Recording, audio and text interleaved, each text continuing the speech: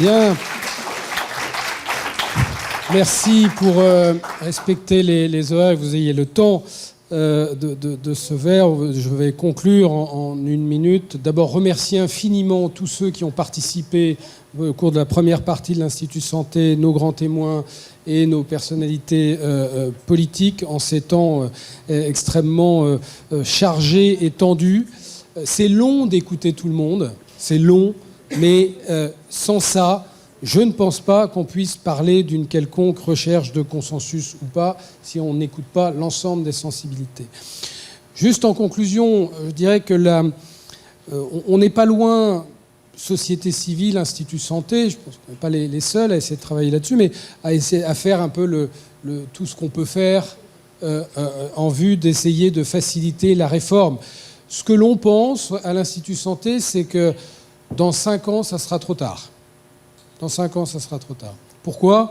Parce que je pense que l'hôpital public sera dénoué de toutes ses ressources vives ou d'une grande partie de ses ressources vives. Donc on ne pourra plus, ça ne sera pas la fin du monde, hein, mais on ne pourra plus recréer ce que l'on veut recréer. Que le secteur privé sera gangréné par ces affairistes de petit et de grand calibre qui commencent déjà à arriver, ça a été évoqué, donc, et qui arrivent, je dirais, au galop, pour utiliser cette expression. Donc, très sincèrement, on pense que ça sera trop tard. Donc, il y a vraiment urgence à agir. Encore une fois, on va continuer, on va parler de ces ateliers, on va, avec Grégory Doucet, faire tout ce qu'on peut faire sur la chose, mais il faut un petit peu changer de calibre dans la réaction politique. Et je ne veux pas du tout vous prendre à partie là, parce que si vous êtes là, c'est que vous en êtes persuadé, mais il faut trouver, là aussi, la méthode pour activer le levier politique de façon très large. Malheureusement, Matignon et l'Élysée ne s'intéressent pas à la santé depuis 30 ans.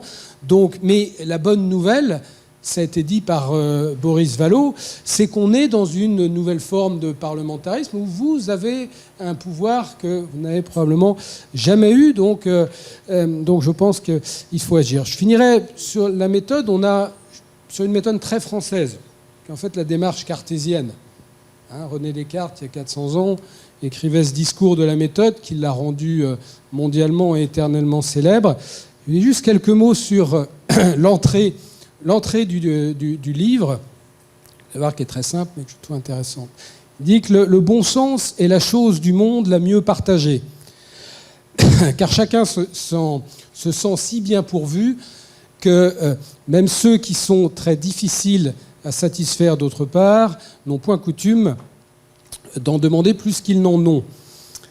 Et comme tous ne peuvent se tromper, cette puissance de bien juger, de différencier le vrai d'avec le faux, ce qu'on appelle proprement le bon sens ou la raison, est naturellement égale en tous les hommes. Naturellement égale en tous les hommes.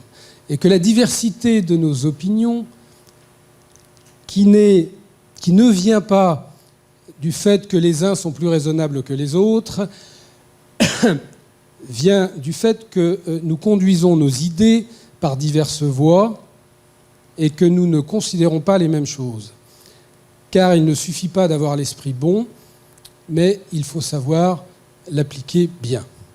Voilà, une méthode utile. Merci et je vous propose d'aller là-bas. La démarche cartésienne.